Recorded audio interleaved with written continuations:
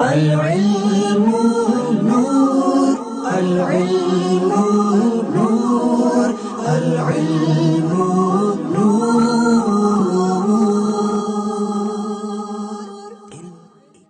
وسلم نے ارشاد فرمایا، جو شخص اپنی مجلس میں مجھ پر درود پڑھتا ہے اللہ تبارک و تعالی اس مجلس پر رحمتیں نازل فرماتا ہے۔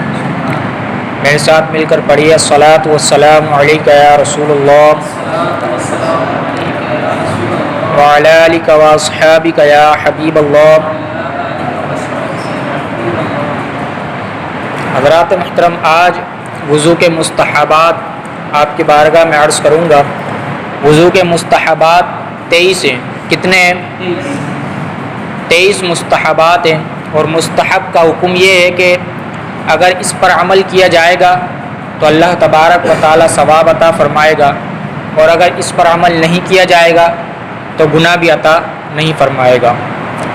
پہلا یہ ہے قبلہ رو اونچی جگہ بیٹھنا، قبلہ رو اونچی جگہ بیٹھنا، اور دوسرا پانی بہاتے وقت اعضاء پر ہاتھ پھیرنا، یعنی جب ہم پانی اس پر ڈال رہے ہیں تو ہاتھ ساتھ ساتھ ہاتھ بھی ایسے پھیرتے رہیں، یہ مستحب عمل ہے۔ اور تیسرا اطمینان سے وضو کرنا۔ آپ نے دیکھا ہوگا بہت سارے ایسے کثیر تعداد میں نوجوان ہیں، بزرگ ہیں، وہ جب وضو کرنے کے لیے آتے ہیں تو بس جلدی سے بیٹھتے ہیں اور نل چالو کرتے ہیں اور جلدی جلدی وضو کر کے اٹھ جاتے ہیں اور پھر وہ نماز کے لیے آ جاتے ہیں۔ اس طرح نہیں کرنا چاہیے، اطمینان سے وضو کرنا۔ چوتھا اعضاء وضو پر پہلے پانی چپڑ لینا، خصوصاً سردیوں میں، یعنی جب سردی ہونا تو ہم سب کو پتہ ہے جب سردی ہوتی ہے نا تو صحیح طریقے سے ہم پانی میں ہاتھ نہیں ڈالتے، تو اسی لیے علماء کرام نے فرمایا جب سردیاں ہونا تو خصوصاً پہلے وضو سے پہلے جو ہے نا پانی ہاتھ میں لیں اور آپ اس طریقے سے جو ہے نا اپنے اعضاء پر لگا دو۔ جب آپ ایسے لگا لیں گے تو پھر وضو کریں گے تو وہ صحیح طریقے سے وضو ہوگا۔ پانچواں، وضو کرنے میں بغیر ضرورت کسی سے مدد نہ لینا، بغیر ضرورت، ٹھیک ہے۔ چھٹا، سیدھے ہاتھ سے کلی کرنا۔ ساتواں، سیدھے ہاتھ سے ناک میں پانی چڑھانا۔ آٹھواں، الٹے ہاتھ سے ناک صاف کرنا، یعنی اب سیدھے ہاتھ سے ناک صاف نہیں کریں گے، الٹے ہاتھ سے ناک صاف کریں گے، اور یہ مستحب عمل ہے۔ اگر کوئی سیدھے ہاتھ سے بھی کرتا ہے تو تب بھی کوئی ممانعت نہیں ہے، ٹھیک ہے نا، مستحب کا۔ اور الٹے ہاتھ کی چنگلیاں ناک میں ڈالنا، یعنی یہ جو انگلی سے چنگلیاں کہتے ہیں تو یہ ناک میں ڈالنا اور اس سے صفائی کرنا۔ انگلیوں کی پشت سے گردن کی پشت کا مسح کرنا، یعنی یہ انگلیاں ہیں اور اس کی پشت ہے، جب ہم گردن کا مسح کریں گے تو اس طریقے سے کریں گے، یہ آپ دیکھ لیں اس طریقے سے، پہلے ہاتھ پھر یہ دوسرا ہاتھ، اس طریقے سے مسح کریں گے۔ کانوں کا مسح کرتے وقت بھیگی ہوئی چھنگلیاں کانوں کے سوراخ میں داخل کرنا، یعنی جو ہماری انگلیاں بھیگی ہوئی ہوتی ہیں تو ان کو یہ اس طریقے سے صاف کرنا۔ پھر کہتے ہیں انگوٹھی کو حرکت دینا جب کہ ڈھیلی ہو، یعنی اب یہ انگوٹھی ہے، آپ دیکھیں یہ جو انگوٹھی ہے نا یہ اتنی ڈھیلی ہے، میں اس کو الحمدللہ اتار بھی لیتا ہوں اور اس کو پہن بھی لیتا ہوں، تو اب اس کو جب میں وضو کروں گا تو اس کو حرکت دینا ضروری ہے، ایک بات۔ پھر دوسری بات یہ کہتے ہیں اور اگر یقین ہو کہ اس کے نیچے پانی بہہ گیا ہے تو ٹھیک، اگر سخت ہو تو حرکت دے کر انگوٹھی کے نیچے پانی بہانا فرض ہے، یعنی آپ نے کثیر تعداد میں ایسے نوجوان دیکھے ہوں گے، ایسے بزرگ دیکھے ہوں گے جو پورے ہاتھ کے اندر 10 انگلیوں کے اندر 10 انگوٹھی بھی پہنتے ہیں، کوئی 3 پہنتا ہے کوئی 4 پہنتا ہے، ٹھیک ہے نا، اور ان کی وہ انگوٹھی اتنی سخت ہوتی ہے نہ تو وہ ہلتی ہے نہ نکلتی ہے۔ ان بے وقوفوں کا عقیدہ یہ ہوتا ہے کہ اگر ہم نے یہ پتھر اتار دیے تو ہمارے پاس جتنی بھی دولت آ رہی ہے نا وہ سب ختم ہو جائے گی، تو ایسا قطعاً کبھی بھی عقیدہ نہیں رکھنا چاہیے۔ اور اتنی ساری انگوٹھی پہننا بھی حضور علیہ الصلوۃ والسلام نے ارشاد فرمایا جہنم کے انگارے ہیں، کیا ہے؟ جہنم کے انگارے۔ اور 4.5 ماشا سے ایک ریتی کم سنت ہے چاندی کی انگوٹھی پہننا، اور یہ کون سی سنت ہے؟ یہ ضروری سنت نہیں ہے، یہ مستحب کے اندر آتی ہے، اگر کوئی پہنے گا تو ٹھیک ہے، نہیں پہنتا تو کوئی مذائقہ نہیں ہے، یہ یاد رکھیے گا۔ دیکھیں اگر یہ بالکل ٹائٹ ہوگی نا تو اب اس کو اتارنا فرض ہے، اس کو اس طریقے سے بالکل اتارنا فرض ہے، پھر اس کو ایسے رکھیں گے، باقاعدہ ہاتھ دھوئیں گے، یاد رکھیے گا یہ دھونا ضروری ہے اور فرض ہے۔ 13ویں بات، جو کامل طور پر وضو کرتا ہے یعنی جس کی کوئی جگہ پانی بہنے سے نہ رہ جاتی ہو، اس کا کنویں یعنی ناک کی طرف آنکھوں کے کنویں، یعنی میں نے کل آپ کو بتایا تھا یہ ساری چیزیں، اس کی یہ بات کر رہے ہیں، جو کنویں یا عربی میں کنویں کہلاتے ہیں، ان کے اندر خاص توجہ سے پانی پہنچانا۔ پھر کہتے ہیں ٹخنوں، ایڑیوں، تلووں، کونچوں، ایڑیوں کے اوپر موٹے پٹھے، گھائیوں اور انگلیوں کے درمیان والی جگہ اور کونیوں کا خصوصیت کے ساتھ خیال رکھنا، اور بے خیالی کرنے والوں کے لیے تو فرض ہے کہ اگر ان جگہوں کا خاص خیال رکھیں کہ اکثر دیکھا گیا ہے کہ یہ جگہ خشک رہ جاتی ہیں، یعنی دیکھیں یہ ٹخنے، یہ پٹھے اور یہ پاؤں، یہ ساری چیزیں، اور یہ کنواں جس کو عربی میں کنواں کہتے ہیں، ان سب چیزوں کا خیال نہیں رکھا جاتا، اور ایسی بے خیالی کیا ہے؟ حرام ہے، اور ایسا خیال رکھنا یہ فرض ہے، کیونکہ ٹخنے دھونا بھی فرض ہے۔ ظاہر سی بات ہے جب ٹخنے صحیح نہیں دھلیں گے تو پھر وضو بھی نہیں ہوگا، منہ دھونا بھی فرض ہے، جب یہ صحیح فرض ادا نہیں ہوگا تو پھر وضو بھی نہیں ہوگا، تو ان چیزوں کا ہم نے خاص خیال رکھنا ہے۔ اب ہم کرتے کیا ہے، نل ہم نے چالو کر دیا، پاؤں اس کے نیچے لگا دیا، بس۔ بعض اوقات ایسا ہوتا ہے کہ پانی نہیں پہنچتا، اور بعض اوقات اتنی ضرورت ہوتی ہے کہ ہاتھ سے پانی کو لگائیں اور اس کو چپولیں، اس کو اچھی طرح سے یوں کریں، ضروری ہوتا ہے، کیونکہ جو یہ ہماری خالیں ہوتی ہیں نا، یہ کھال، اس کے اندر جو جھریاں بنی ہوئی ہیں، اس کے اندر بعض اوقات پانی نہیں پہنچتا، تو ضروری ہے کہ اس کے اندر ہاتھ لگایا جائے اور پانی پہنچایا جائے۔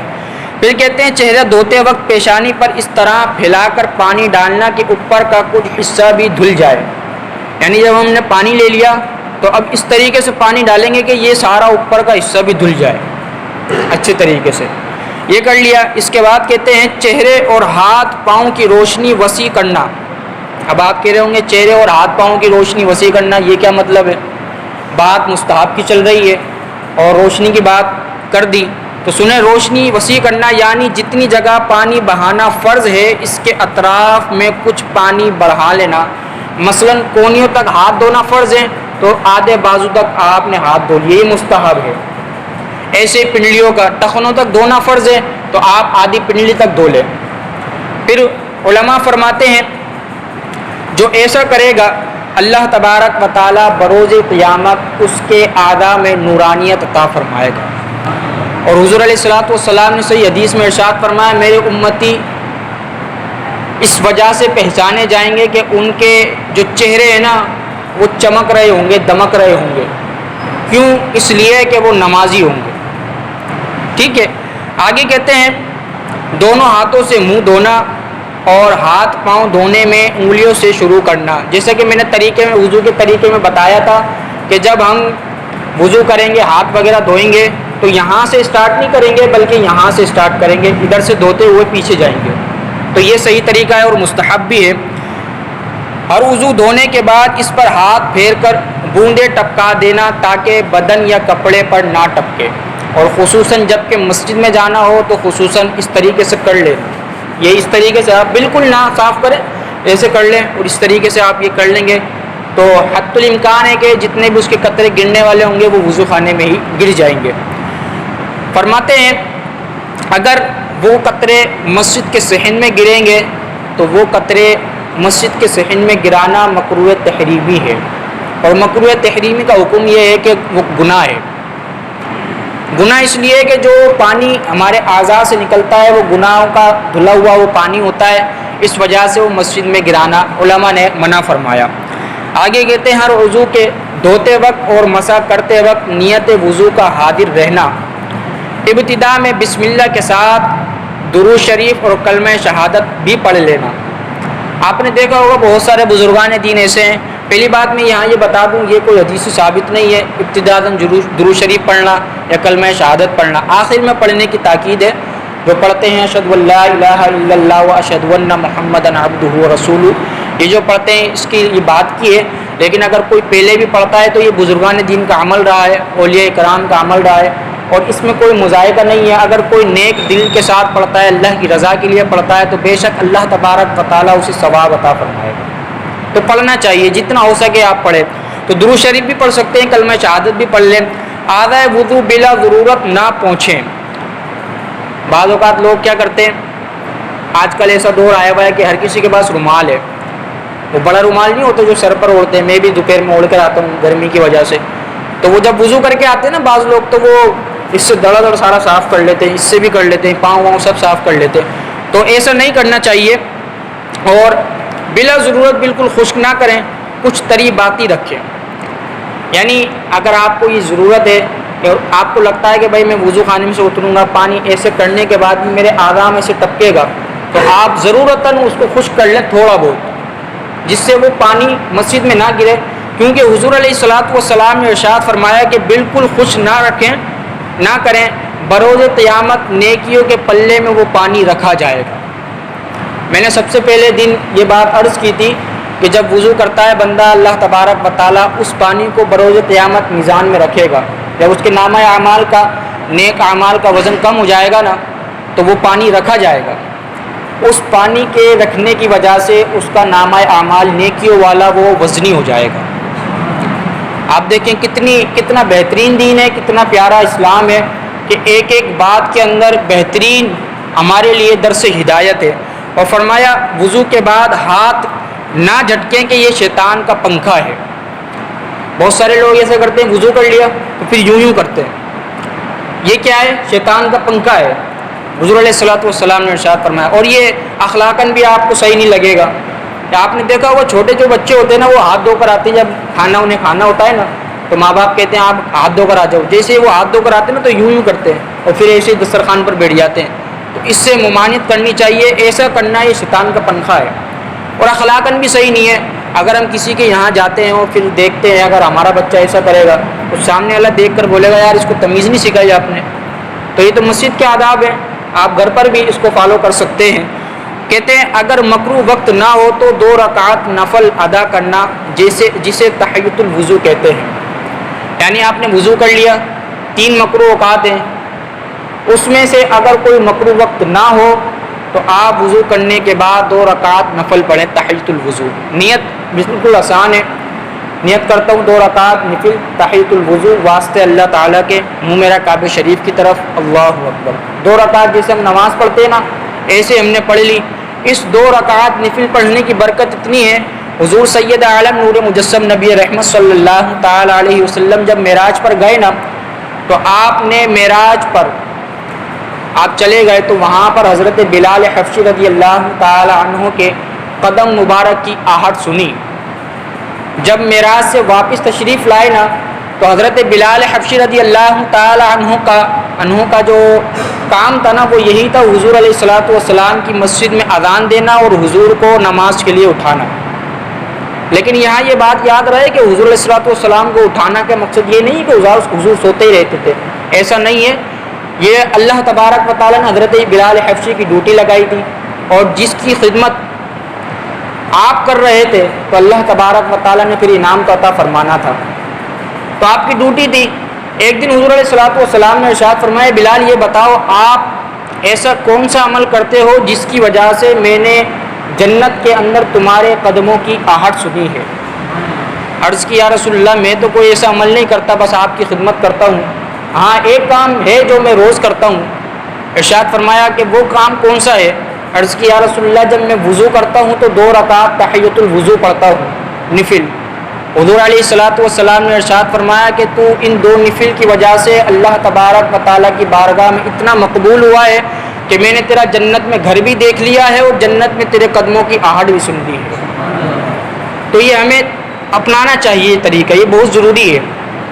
جب ہم آتے ہیں نا نماز کے لیے، جیسے اذان و نماز کے لیے آپ آ گئے، سنت کا وقت ہے، آپ سنت پڑھ لیں، سنت کے بعد 2 نفل بھی پڑھ لیں، اور 2 نفل پڑھنے کے بعد اس کا ثواب آپ اپنے عزیز و اقارب کو بھی ہدیہ کر سکتے ہیں، آپ اپنے ماں باپ کو بھی ایصال کر سکتے ہیں۔ کثیر تعداد میں ایسے لوگ ہیں جو ہمارے ماں باپ ہیں، وہ نماز نہیں پڑھتے۔ میں اپنی خود کی بھی بات کر رہا ہوں، میں آپ سے مستثنا نہیں ہوں۔ بہت سارے ایسے لوگ ہیں جو ہمارے ماں باپ ہیں، امی ہیں، باپ ہے، بیٹا ہے، بھائی ہے، وہ نماز نہیں پڑھتے، تو آپ اس کا ثواب ان کی بارگاہ میں بھی ایصال کر سکتے ہیں۔ دعا آپ یوں بھی کر سکتے ہیں کہ مالک و مولا جو ہم نے یہ نفل پڑھی ہے، جو ہم نے فرض نماز پڑھی ہے، اس کا ثواب ہمارے ماں باپ کی بارگاہ میں بھی اصال کرتے ہیں، ان کے نامہ اعمال میں بھی لکھا جائے گا۔ ہو سکتا ہے اللہ تبارک و تعالیٰ انہیں ہدایت دے دے، اسی وجہ سے ہدایت دے دے۔ جب اللہ کرم فرماتا ہے تو پھر رحم ہی رحم فرماتا ہے۔ اور میں نے عرض کیا تھا کہ حضور علیہ الصلوۃ والسلام کی جتنی رحمت میں وسعت ہے نا، اتنی ہی اللہ تبارک و تعالیٰ کی رحمت میں وسعت ہے، یعنی جتنا اللہ تبارک و تعالیٰ ہر چیز پر قادر ہے نا، اتنا ہی اپنے محبوب علیہ الصلوۃ والسلام کو اللہ نے اتنا قادر بنایا ہے۔ تو جب حضور کے صدقے سے ماں باپ کے لیے دعا کی جائے گی تو ماں باپ کو بھی اللہ تبارک و تعالیٰ بخش دے گا، اور جو یہ ایصال ثواب کیا جائے گا، آج اب آپ اپنے ماں باپ کو ایصال ثواب کر رہے ہیں نا، کل جب آپ مریں گے نا، بھلے آپ کی اولاد ہو یا نہ ہو، لیکن اللہ تبارک و تعالیٰ آپ کے لیے کوئی ایسا ذریعہ بنا دے گا جو قیامت تک کے لیے لوگ تمہارے لیے ایصال ثواب کرتے رہیں گے۔ یہ ایصال ثواب کی برکتیں ہیں، آپ کریں گے تو آپ کو بھی اس کا فائدہ ہوگا، اور یہ بہترین نفل ہے، بہترین۔ آپ جانتے ہیں حضرت بلال حبشی رضی اللہ تعالیٰ عنہ کا مقام و مرتبہ بہت بلند ہے، اور یہ جو مقام و مرتبہ ملا تھا نا، یہ اسی وجہ سے ملا تھا کہ آپ 2 نفل پڑھا کرتے تھے۔ دعا کیجیے اللہ کریم ہمیں تحیۃ الوضو کی 2 نفل بھی پڑھنے کی توفیق عطا فرمائے، اور وضو میں رہنے کی توفیق عطا فرمائے۔ کل انشاءاللہ جو ہے مکمل نماز کا طریقہ عرض کروں گا، پھر اس کے بعد جمعرات کو موقع ملا، زندگی رہی تو نماز کے شرائط تفصیل سے عرض کروں گا، اس کے بعد جو ہے نماز کے فرائض تفصیل سے عرض کروں گا۔ وما علینا الا البلاغ المبین۔ الحمد للہ رب العالمین والعاقبۃ للمتقین والصلاة والسلام علی سید الانبیاء والمرسلین۔ جزا اللہ عنا سیدنا ومولانا محمد صلی اللہ تعالی علیہ وسلم ما هو اہلہ۔ مالک و مولا جو کچھ سنا اپنی بارگاہ میں قبول و منظور فرما، ہم سب کو علم نافع عطا فرما، ہم سب کی جائز حاجت کو اپنی بارگاہ میں قبول و منظور فرما، ہم سب کے کاروبار میں خیر و برکت عطا فرما، ہم سب کے ہمارے گھر والوں کی تمام ظاہری باطنی روحانی جسمانی بیماریوں کو دور فرما، ملک پاکستان پر امن کا گہوارہ فرما۔ مالک و مولا بالخصوص دنیا بھر میں جو وبا پھیلی ہے، مالک و مولا ان سب سے خلاصی عطا فرما، بالخصوص جو کرونا وائرس میں مبتلا ہیں ان سب کو صحت کاملہ عاجل عطا فرما، تمام کی ظاہری باطنی روحانی جسمانی بیماریوں کو دور فرما۔ مالک و مولا رمضان الکریم کا واسطہ ہم سب پر رحم فرما، کرم فرما، جود و عطا کی بارش فرما۔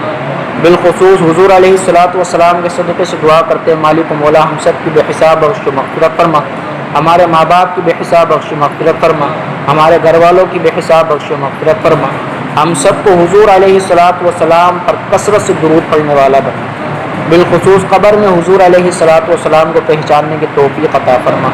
ببرکت ان اللہ وملائکتہ یصلون علی النبی یا ایھا الذین آمنوا صلوا علیہ وسلموا تسلیما۔ اللهم صل علی سیدنا ومولانا محمد معدن الجود والکرم وآلہ وبارک وسلم برحمتک یا ارحم الراحمین۔